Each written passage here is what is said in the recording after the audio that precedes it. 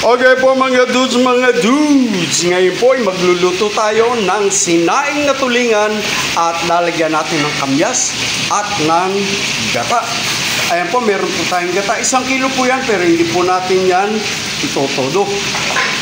Meron po tayong bawang, sibuyas, at syempre, meron tayong siling pansigang.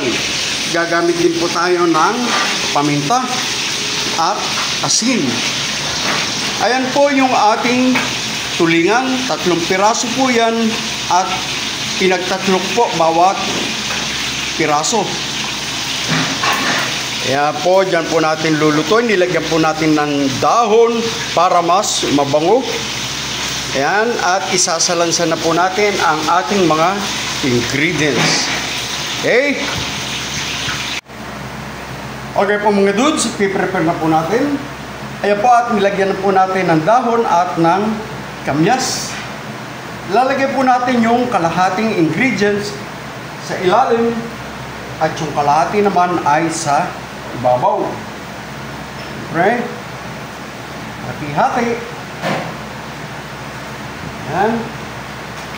Lagyan natin ng paminta na naaayon sa inyong panlasa. Ayan. Siyempre, asin. Ganun din po, naaayon sa inyong panlasa. Ayan. Ating tulingan. Inulit ko, 3 piraso po ito at bawat piraso po ay pinagtatlo ko rin. Ayan.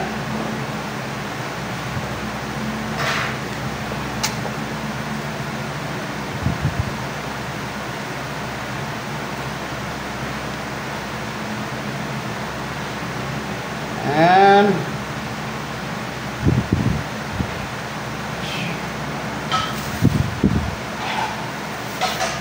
yan po ulit. Ang purpose din po pati nung ating dahon, maliban sa mas mabango, ay hindi po siya naninikit. Yan.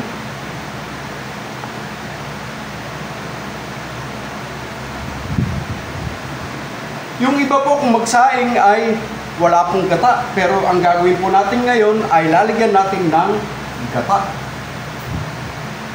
Okay. 1 kilo po ito pero hindi po natin itotodo yung ating gata. Ayan.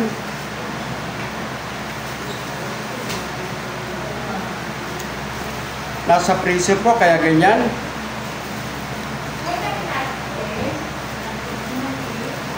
Ayan, kalahating kilo lang po, okay na yan. Maraming na po, malasang-malasa na yan. At, syempre, lalagyan din po natin yan ng suka. Pasensya na po kayo sa ingay na inyong naririnig dahil narito po tayo ngayon sa dietary ng Taytay Doctors Hexamed. Okay po mga dudes, ayan po, at meron na po tayong gata. Lalagyan din po natin siya ng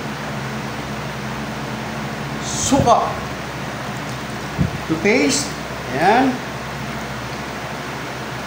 At lalagyan natin ng konting pampalasa. Ayan.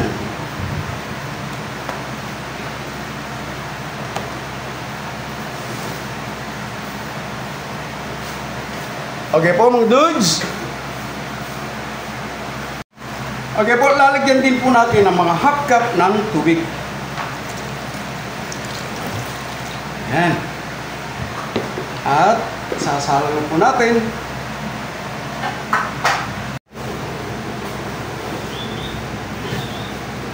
Okay po mga dudes, at isasalang naman natin ang ating sinaing na tulingan sa gata. At syempre may kamyas. Hintayin po natin pumito bago po natin orasan ang ating nakasalan.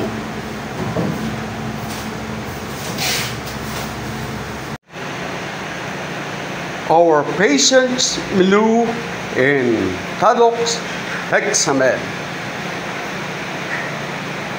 Yan, for regular patients, gisadong cabbage, carrots with sotanghon.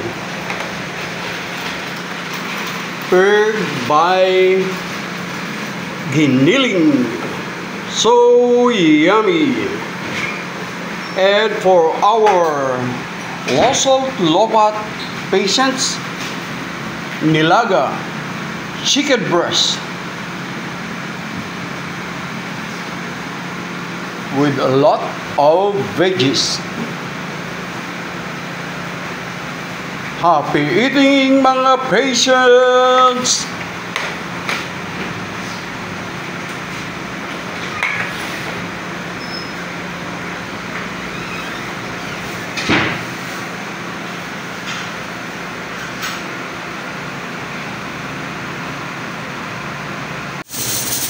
Okay po mga dudes, ngayon po ay, ayan po, naririnig nyo na, pumipito na po o sumisilbato na yung ating pressure cooker at oorasan po natin yan mga 30 to 35 minutes bago natin yan patayin at ilalagay po natin yan sa low fire.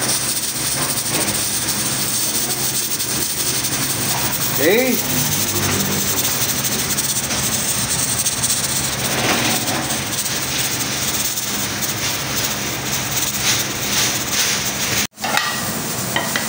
Okay po mga dudes, at habang nagpapalambot po tayo o nakasalan yung ating tulingan, ay nagpiprepare naman po tayo ng ating lunch for our dear patient.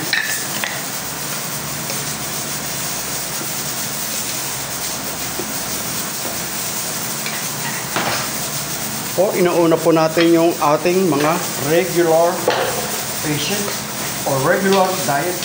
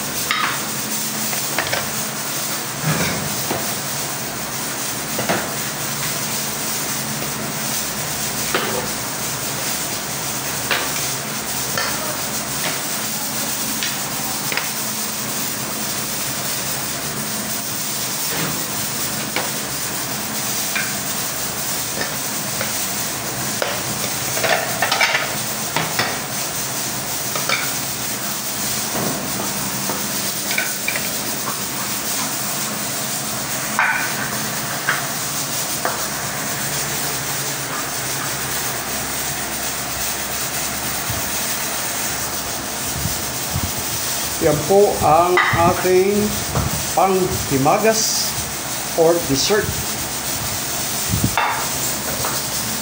Siyempre, ating regular patients.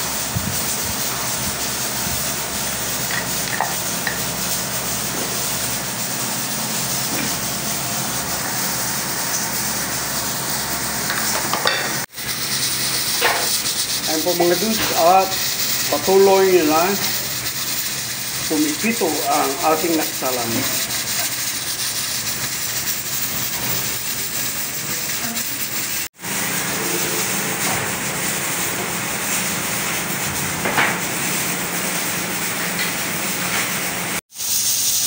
Okay po mga dudes, ngayon po after 35 minutes ay pwede na natin patayin ang ating pressure cooker. Ayan. At wag po muna natin bubuksan dahil sasabog po yan. Hintayin po natin mawala yung pressure sa loob bago natin buksan.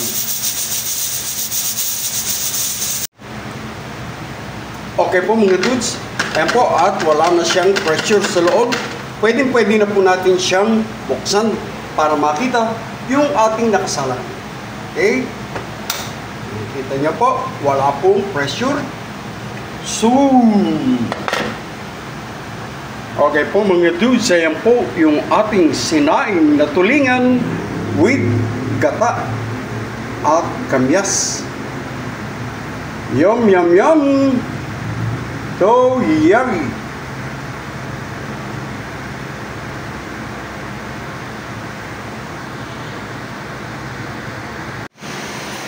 Okay po mga dudes, at yan, binuksan na po natin, yan, ang ating sinaing na tulingan sa gata.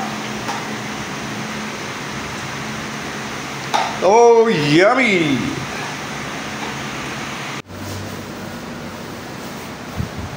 Mga dudes, eto na po ang ating sinaing na tulingan sa gata at kamyas. So yummy!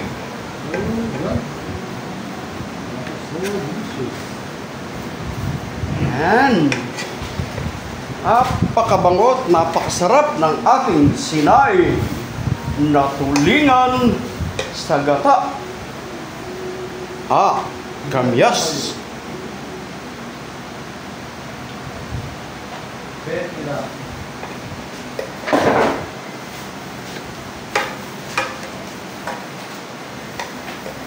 Eating time!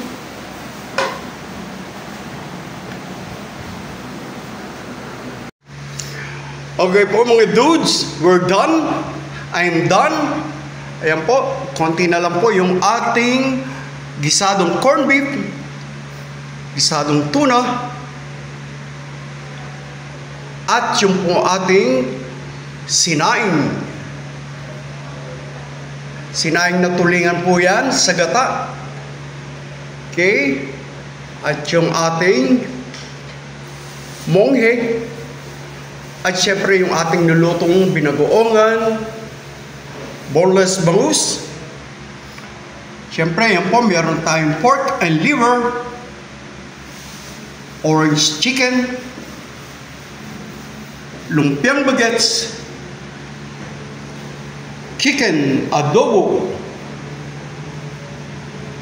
Bicol Express, at ang ating garlic rice. Okay po mga dudes, enjoy eating mga dudes!